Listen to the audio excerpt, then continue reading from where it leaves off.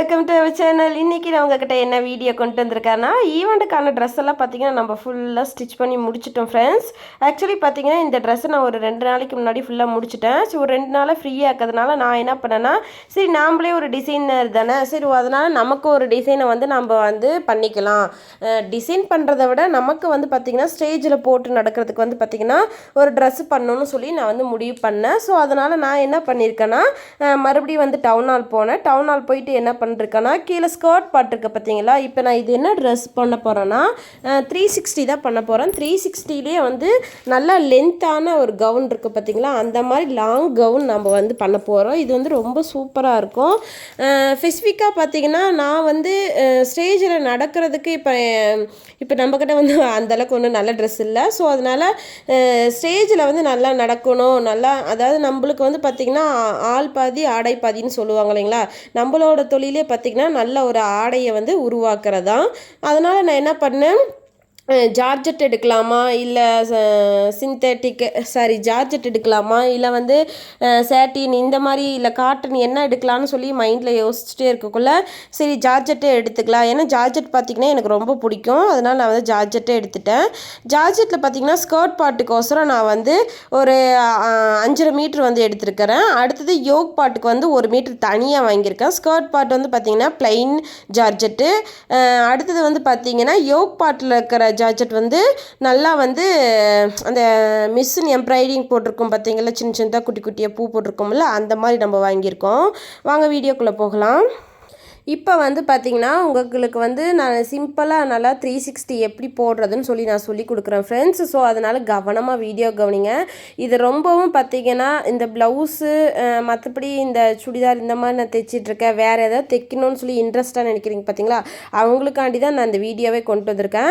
இப்போ நான் என்ன பண்ணிக்கிறேன்னா, நல்லா ஆன் ஃபோல்டில் வந்து இந்த ஜார்ஜெட்டை வந்து மடக்கி வச்சுக்கிட்டேங்க. நம்மளுக்கு லென்த்து கீழே வந்து ஸ்கர்ட் பார்ட் எவ்வளோ லென்த்து வரணும்னு சொல்லி நீங்கள் வந்து உங்களுடைய வேஸ்ட் ரவுண்ட் இருக்குது பார்த்தீங்களா, அந்த வேஸ்ட் ரவுண்ட்லேருந்து நீங்கள் வந்து உங்களுடைய கீழே வந்து எவ்வளோ லென்த்து வேணும்னு சொல்லி நீங்கள் வச்சுக்கோங்க. இப்போ நான் எப்படி போட்டிருக்கேன்னா அதாவது இந்த ஃபேப்ரிக் வந்து நான் எப்படி போடுறேனோ அப்படி தான் நீங்கள் போடணும். இப்போ நான் வந்து 2ஆக மடிச்சிருக்கேன் பார்த்தீங்களா, 2ஆக மடிச்சிருக்கேன். உங்கள்கிட்ட காட்டுறேன் பார்த்தீங்கன்னா ஃபேப்ரிக்கை 2ஆக மடிச்சிருக்கேன். ஆன் ஃபோல்டு வந்து இந்த சைடு கீழே இருக்குது, மீதி இருக்க அந்த 3 சைடு பார்த்தீங்கன்னா செல்வேஜ் பகுதி இருக்குது. ஸோ அதனால் வந்து நீங்கள் இப்படி தான் வந்து ஃபேப்ரிக் மடிக்கணும். இப்போ வந்து பார்த்திங்கன்னா இது இந்த சைடு வந்து ஆன் ஃபோல்டில் இருக்குது, மீதி 3 பக்கம் வந்து பார்த்திங்கன்னா செல்வேஜ் பகுதி இருக்குது. நான் என்ன பண்ணுறேன், இந்த ஆன் ஃபோல்டில் இருக்குது பார்த்திங்கன்னா மடிச்சிருக்கு பார்த்திங்கன்னா, அந்த மடிப்பு நம்ம பக்கம் தானே இருக்குது, அந்த மடிப்பை அப்படியே தூக்கிட்டு போய் அதாவது இந்த சைடு முக்கோணம் மாதிரி இருக்குது பார்த்திங்களா, இந்த இடத்துல இந்த ஆன் ஃபோல்டு அதாவது இந்த இடத்துல மடித்து வச்சுருக்கோம்ல, அந்த இடத்துல வந்து ஒரு விரல் வந்து ஃபிங்கர் வந்து நீங்கள் வச்சுக்கோங்க ஃப்ரெண்ட்ஸ். வச்சுக்கிட்டு ஆன் ஃபோல்டு அதாவது இந்த மடிச்சிருக்க பகுதியை தான் தூக்கிட்டு போய் நான் எங்கே வைக்க போகிறோம்னா, இந்த சைடு ஓப்பன் பீஸ் இருக்குல்ல, அந்த ஓப்பன் சைடு வந்து நான் கொண்டுட்டு போய் வைக்க போகிறேன். சமோசா மடிக்கிற மாதிரி இதை வந்து நம்ம மடிக்க போகிறோம். ஸோ அதனால் என்ன பண்ணணும்னா, இந்த ஷார்ப்பாக இருக்குது பார்த்தீங்களா, இப்போ இந்த ஸ்டாண்டுக்கிட்ட ஷார்ப்பாக இருக்குது பார்த்தீங்களா, அதுதான் வந்து கரெக்டாக அங்கே கை வச்சுக்கிட்டு அப்படியே கொண்டுட்டு போய் நம்ம என்ன பண்ணுறோம், அந்த பக்கம் அந்த ஓப்பன் சைடு இருக்குல்ல, அந்த ஓப்பன் சைடு கொண்டு போய் நம்ம அப்படியே வந்து மடித்து விட்டுறோம். ஓகேவா, இதை வந்து நல்லா புரிஞ்சுக்கோங்க. இல்லை தெரியலன்னா ஒன்ஸ் ஒரு தடவை திரும்ப நான் வந்து சொல்கிறேன்.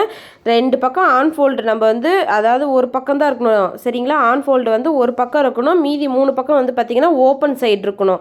2ஆ துணியை வந்து நம்ம வந்து ஃபஸ்ட்டு என்ன பண்ணுறோம், மடிச்சிட்டோம்.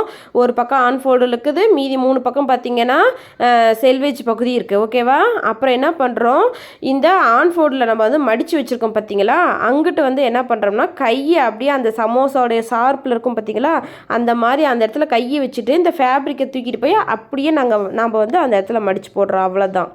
இப்போ வந்து நீங்கள் கவுண்ட் பண்ணி பார்க்கக்குள்ள இந்த சைடு பார்த்தீங்கன்னா ஒரு ஆன் ஃபோல்டு, இப்போ நான் கை வச்சுட்ருக்கேன்ல அந்த பக்கம் பார்த்தீங்கன்னா ஒரு ஆன் ஃபோல்டும் 2 செல்வேஜ் பகுதி இருக்கும். அதாவது ஒரு மடிப்பு பகுதியும் 2 ஓப்பன் பகுதி அதில் வந்து இருக்குங்க. ஸோ அதெல்லாம் வந்து பார்த்துக்கோங்க. எத்தனை அதில் பீஸ் இருக்குன்னா 2, அதாவது மடித்து வச்சுருக்கிறது ஒரு 2 ஃபேப்ரிக். ஓகேவா, 2ஆக தானே மடித்து வச்சுருக்கோம், அது ஒரு ஃபேப்ரிக்கும் கீழே ஒவ்வொன்று. அப்போ சைடில் எத்தனை ஃபேப்ரிக் இருக்குன்னு பார்த்தீங்கன்னா 4 ஃபேப்ரிக் இருக்கும்.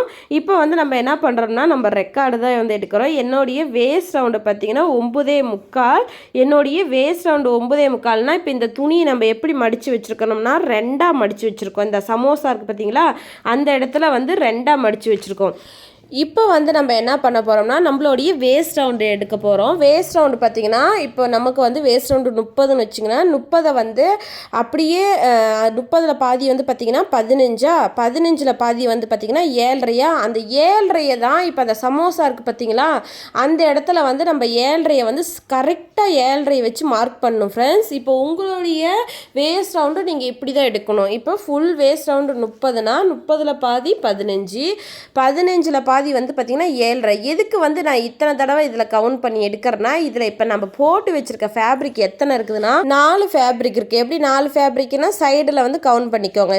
சைடில் எத்தனை இருக்குது, ஆன் ஃபோல்டரில் 2 இருக்கா, அப்புறம் கீழே செல்வேஜ் பகுதி பார்த்திங்கன்னா 2 4 இருக்கிறதுனால தான் நான் என்ன பண்ணுறேன்னா என்னுடைய இப்போ 30 சைஸுன்னா 30ல் பாதி 15 பாதி வந்து 7.5. நீங்கள் இந்த மாதிரி தான் வந்து பார்த்திங்கன்னா கவுண்ட் பண்ணி எடுக்கணும் ஃப்ரெண்ட்ஸ்.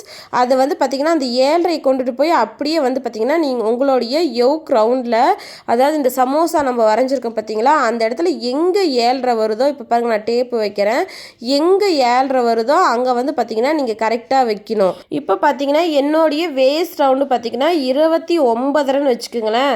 அதில் வந்து நான் ஒரு 1/2 இன்ச்சு சேர்த்தி தான் 30 கவுண்ட் பண்ணிக்கிறேன். நீங்கள் வந்து 1/2 இன்ச்சு வந்து சேர்த்திக்கணும் ஓகேங்களா. இப்போ எக்ஸாம்பிளுக்கு உங்களுக்கு 10 இன்ச்சு அதாவது 20 தான் உங்களுடைய மொத்த வேஸ்ட் ரவுண்டுனா 20ல் வந்து நீங்கள் பார்த்திங்கன்னா ஒரு 1/2 இன்ச்சு வந்து சேர்த்திக்கணும். எதுக்குன்னா சைடு வந்து பார்த்திங்கன்னா இந்த 180யும் இன்னொரு 180 போட்டு தான் நம்ம வந்து 360 ஆக்க போகிறோம். ஸோ அதனால் நம்ம என்ன பண்ணோம்னா சைடில் வந்து சேர்த்துறதுக்காக அதாவது 2 ஸ்கர்ட் பட்டி சைடு ஜாயின் பண்ணுவோம்ல அதுக்காக ஒரு 1/2 இன்ச்சு பார்த்திங்கன்னா சீம் வந்து விட்டுக்குங்க ஃப்ரெண்ட்ஸ்.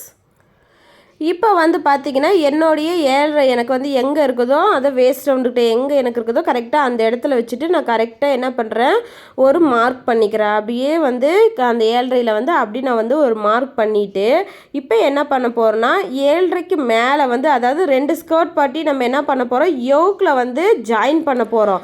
இப்போ வந்து என்ன பண்ணுறீங்கன்னா அந்த 7.5 இருக்குது பார்த்திங்கன்னா அந்த 7.5க்கு மேலே வந்து பார்த்திங்கன்னா யோக்கோடு ஜாயின் பண்ணுறதுக்காக ஒரு 1/2 இன்ச்சு வந்து சீம் விட்டுக்குங்க ஃப்ரெண்ட்ஸ். இதில் நான் வந்து உங்களுக்கு நான் காட்டலை, அதாவது ஒரு 1/2 இன்ச்சு வந்து எக்ஸ்ட்ரா மேலே 7.5 குறிச்சிட்டு 7.5க்கு மேலே வந்து பார்த்திங்கன்னா ஒரு 7.5க்கு மேலே ஒரு 1/2 இன்ச்சு வந்து நீங்கள் வந்து குறிச்சிக்கோங்க.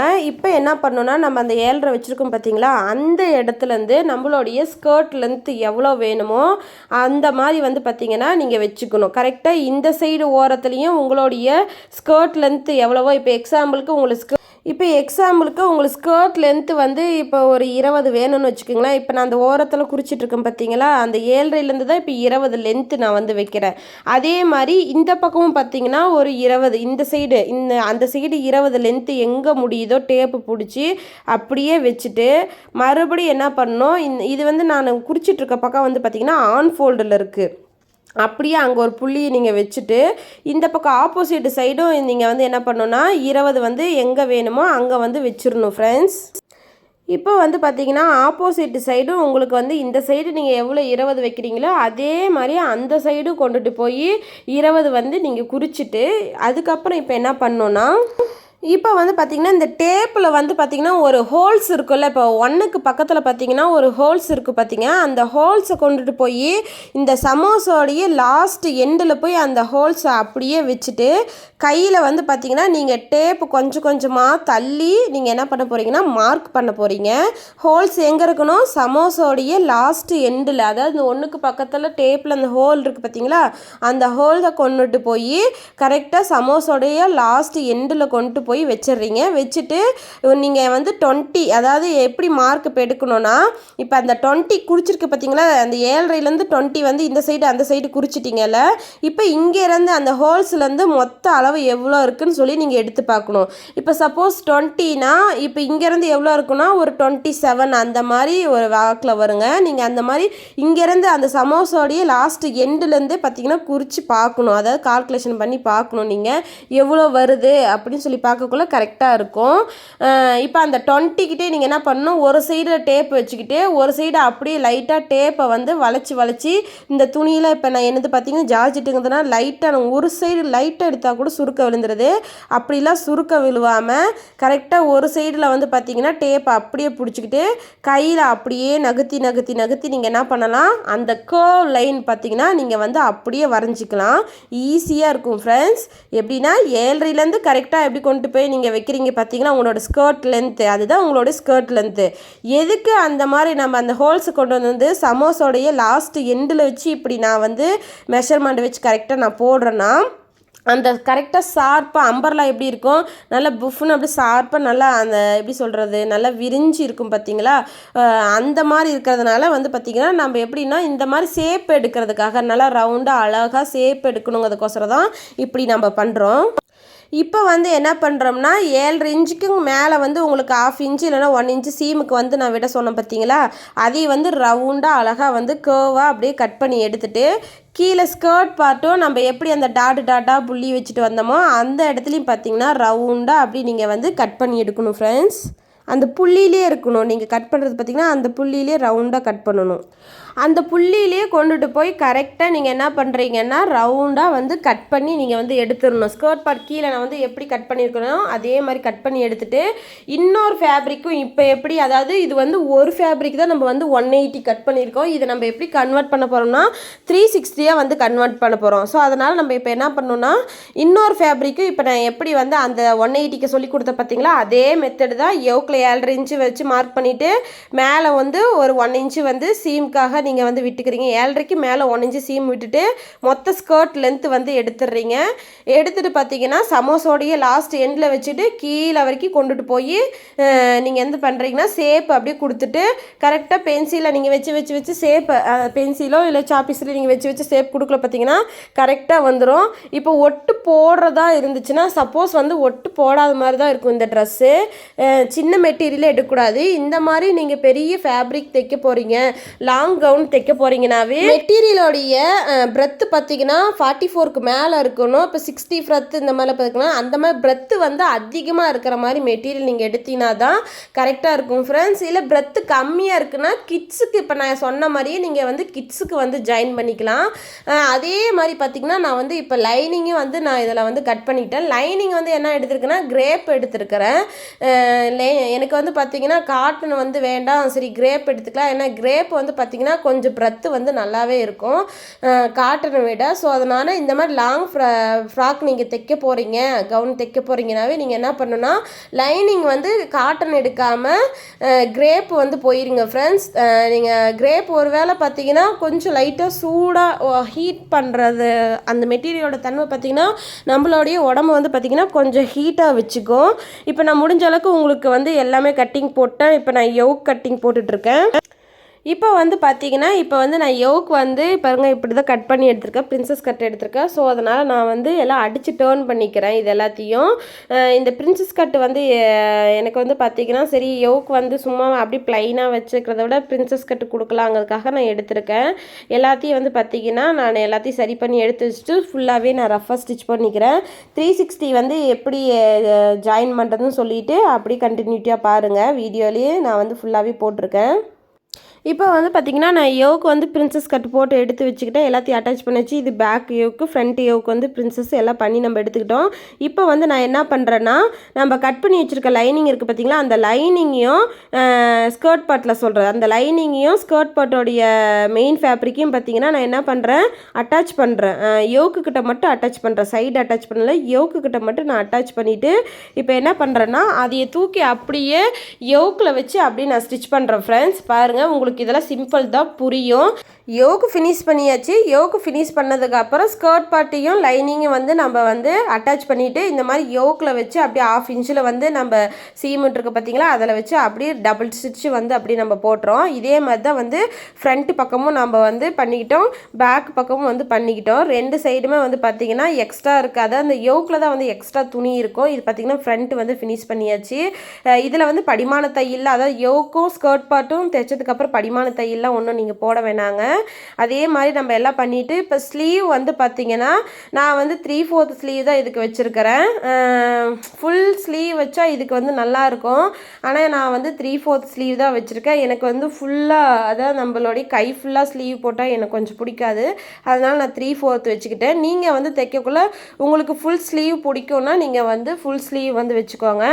வச்சுட்டு இப்போ என்ன பண்ணோன்னா யோக் பார்த்திங்கன்னா 2 சைடு நான் வந்து என்ன பண்ணியிருக்கேன் பண்ணியிருக்கேன். தனித்தனியாக, அதாவது இந்த யோக் தனியாக இருக்குது, ஸ்கர்ட் பார்ட்டில் ஜாயின் பண்ணி இந்த சைடு தனியாக இருக்குதா. இப்போ நான் என்ன பண்ணுறேன்னா இதை வந்து ஷோல்டர் வந்து ஜாயின் பண்ண போகிறேன். ஷோல்டர் ஜாயின் பண்ண போகிறேன்னா இன்விசிபிள் ஷோல்டர் வந்து நான் ஜாயின் பண்ணுறேன். உங்களுக்கு இன்விசிபிள் ஷோல்டர் ஜாயின் பண்ணுறது எப்படின்னு வேணும்னா சொல்லுங்கள், நான் வேணால் டீட்டெயில்டாக வந்து சொல்லித்தரேன் எப்படி ஜாயின் பண்ணுறதுன்னு. இப்போ ஷோல்டர் ரெண்டையும் நம்ம வந்து ஜாயின் பண்ணதுக்கப்புறம் ஸ்லீவ் வந்து அப்படியே வந்து ஹாம்கோலில் வந்து அப்படியே வச்சு அட்டாச் பண்ண போகிறோம். ஆஸ் யூஷுவல் பார்த்திங்கன்னா ஸ்லீவ் வந்து வச்சு அட்டாச் பண்ணதுக்கப்புறம் அப்படியே ஸ்லீவ்லேருந்து நம்ம விட போகிற தையல் எப்படி இருக்க போகுதுன்னா, ஸ்லீவ்லேருந்து அப்படி ஸ்டார்ட் பண்ணி கீழே வந்து யோக் வரைக்கும், அதாவது அந்த யோக்கு பார்த்திங்க ஸ்லீவில் ஆரம்பித்து யோக் வரைக்கும் அப்படியே நிப்பாட்டிட்டு யோக்லேருந்து என்ன பண்ண போகிறோம்னா இந்த அதாவது லைனிங் தனியாக அட்டாச் பண்ண போகிறோம், மெயின் ஃபேப்ரிக் தனியாக அட்டாச் பண்ண போகிறோம். ஸ்கர்ட் பட்டு மட்டும் அப்படி பண்ண போகிறோம். எப்படி பண்ணுறதுன்னு உங்களுக்கு சொல்கிறேன். இப்போ ஸ்லீவ் வந்து நான் அட்டாச் பண்ணிக்கிறேன். உங்களுடைய ஸ்லீவ் ரவுண்டு வந்து எவ்வளவோ அவ்வளோ எடுத்துகிட்டு நான் வந்து ஸ்லீவுக்கு லைனிங்லாம் வைக்கல ஃப்ரெண்ட்ஸ். இந்த மாதிரி நம்ம ஸ்லீவ் வைக்க போகிறோன்னாவே லைனிங்லாம் வைக்கக்கூடாது. ஸோ அதனால் வந்து லைனிங்லாம் வைக்காதீங்க. இப்போ ஸ்கர்ட் பார்ட்டுக்கிட்ட நான் வந்துட்டேன்னா கரெக்டாக அந்த யோக்குக்கிட்ட வந்தோடனே நான் என்ன பண்ண போகிறேன், அப்படியே வந்து பேக் ஸ்டிச் போட்டுட்டு அப்படியே வச்சுட்டு இந்த லைனிங் இருக்குது பார்த்தீங்களா, நம்ம கிரேப் லைனிங், அது ரெண்டையும் பிரித்து விட்டுட்டு மெயின் ஃபேப்ரிக்கில் தான் இப்போ வந்து நான் தையல் விட்டுட்டுருக்கிறேன். லைனிங்கில் வந்து நான் தையல் விடலை. ஏன்னா வந்து பார்த்தீங்கன்னா இது வந்து தனித்தனியாக ஸ்கர்ட் பார்ட்டில் வந்து தனித்தனியாக லைனிங் தனியாகவும் மெயின் ஃபேப்ரிக் தனியாகவும் நீங்கள் அட்டாச் பண்ணக்குள்ள சூப்பராக இருக்கும் ஃப்ரெண்ட்ஸ். நம்ம வந்து எப்பயுமே ஸ்ட்ரைட்டாக மேலேருந்து கீழே அப்படியே நீங்கள் தையல் போட்டிங்கன்னா அது வந்து எப்படி சொல்கிறது, அது ப்ரொஃபஷ்னலாக இருக்காது. நீங்கள் இந்த மாதிரி வந்து ட்ரை பண்ணி பாருங்கள். இப்போ மறுபடியும் நான் வந்து என்ன பண்ணுறேன்னா அங்கேருந்து ஸ்லீவ்லேருந்து பார்த்தீங்கன்னா தையல் விட்டுட்டே இருக்கிறேன். மெயின் ஃபேப்ரிக்கில் 2 தையல் நான் விட்டுட்டேன். யோக்குக்கிட்ட போனோடனே 2 தையல் வந்து விட்டுட்டேன். இப்போ என்ன பண்ணுறேன், லைனிங்கை மறுபடியும் பிடிச்சிக்கிட்டு நல்லா துணியெல்லாம் நல்லா எடுத்து போட்டுக்கிட்டு உள்ளே வந்து தள்ளி விட்டுட்டேன். மெயின் ஃபேப்ரிக்கே எதுக்குள்ளே தள்ளி விட்டேன், லைனிங்குள்ளார தள்ளி விட்டுட்டு இப்போ தான் வந்து பார்த்திங்கன்னா நான் வந்து லைனிங் அட்டாச் பண்ணுறேன். புரியலன்னா இன்னொரு தடவை சொல்கிறேன். யோக்குக்கிட்ட வந்து நம்ம அப்படியே நிப்பாட்டிடணும் ஃப்ரெண்ட்ஸ். அங்கே ஸ்லீவ்லேருந்து ஆரம்பித்து யோக்குக்கிட்ட வந்து அப்படியே நீங்கள் பேக் ஸ்டிச் போட்டு நிப்பாட்டிடுங்க. நிப்பாட்டிட்டு இந்த லைனிங் இருக்குது பார்த்தீங்களா, லைனிங்கை வந்து தனியாக விட்டுறணும். அதாவது உள்ளே பேக் சைடு இருக்க லைனிங் உள்ளே விட்டுருங்க, ஃப்ரண்ட் சைடு இருக்க லைனிங்கை இந்த சைடு விட்டுட்டு என்ன பண்ணோன்னா அப்படியே வந்து பார்த்திங்கன்னா மெயின் ஃபேப்ரிக்கை தான் 2 தடவை நீங்கள் தைச்சிட்டு போகணும். ஓகேவா, மெயின் ஃபேப்ரிக்கை 2 தடவை தைச்சிட்டு போயிட்டு பேக் சைடு, அதுக்கப்புறம் அந்த பேக் சைடுங்கிற பாருங்கள் உள்ளுக்குள்ளே அப்படியே அந்த ஸ்கர்ட்டை உள்ள மெயின் ஃபேப்ரிக்கை தள்ளி விட்டுட்டு அதுக்கப்புறம் தான் லைனிங் பீஸை வந்து அடிக்கணும்னு நான் சொல்கிறேன். இப்போ சைடு ஜாயின் பண்ணுறதுல எவ்ரி ஃபேப்ரிக் சைடு ஜாயின் பண்ணுறது நம்ம என்ன பண்ணுவோம், ஒரே மாதிரி தான் லைனிங் மெயின் ஃபேப்ரிக் எல்லாத்தையும் வச்சு ஒரே மாதிரி நம்ம வந்து ஜாயின் பண்ணுவோம். இந்த மாதிரி ஒரு மெத்தட் இருக்குதுங்கக்கோசம் தான் உங்கள்கிட்ட நான் காட்டிகிட்ருக்கேன். இப்போ ஃபினிஷ் பண்ணதுக்கப்புறம் பாருங்கள், இந்த கவுன் லாங் கவுன் பார்த்திங்கன்னா எவ்வளோ அழகாகவும் பியூட்டிஃபுல்லாகவும் இருக்குது. ஒரு மெட்டீரியல் எடுத்து நமக்கு நாம்ளே ஸ்டிச் பண்ணி போடக்குள்ள அவ்வளோ பியூட்டிஃபுல்லாக இருக்கும் ஃப்ரெண்ட்ஸ். சரி, ஓகே ஃப்ரெண்ட்ஸ், உங்களுக்கு எல்லாத்துக்கும் இந்த வீடியோ பிடிச்சிருக்குன்னு நான் நம்புகிறேன். தேங்க்ஸ் ஃபார் வாட்சிங். நாளைக்கு நமக்கு ஈவெண்ட் இருக்குது ஃப்ரெண்ட்ஸ். சரி, ஓகே, நாளைக்கு என்ன நடக்குதுன்னு உங்கள்கிட்ட சொல்கிறேன். பாய், டேக் கேர்.